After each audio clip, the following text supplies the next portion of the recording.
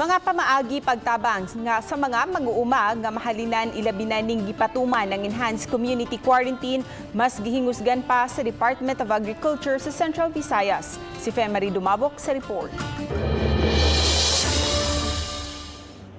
Gani ning simanahalang nga paghatag og gigayon sa mga mag-uuma nga makabaligya sa compound sa DA7. Nahurot-hurot dayon ang supply sa unang adlaw pa lang kagahapon. Hinungdan nga ning ikaduhang adlaw sa pag-display, pipila na lang ka prutas ug gutanon ang baligya. 20 ka mga mag-uuma sa dakbayan sa Sugbo ang nakabaligya sa DA compound. Human mahunong ang tabo at tubangan sa Cebu City Hall.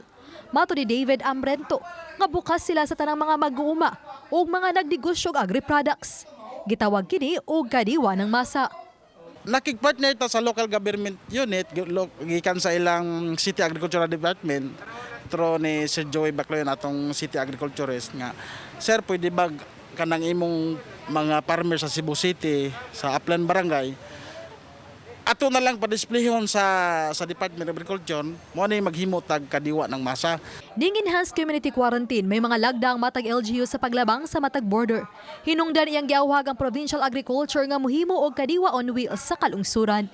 Konsepto kini nga susama sa gipatuman sa dakbayan sa Subo nga mobile market. Kay kini nga atong kadiwa ng masa every Thursday and Friday naman ato na ipadayon labi na gid karon nga gipahugtan nato ang pagpamaligya karon sa mga vegetable sa farmers labi na kay maglisod ang movement sa farmers. So ato na ning ayuda sa mga farmers nato diri sa Cebu, dili lang sa probinsya Cebu, lakip na ang uban nga probinsya.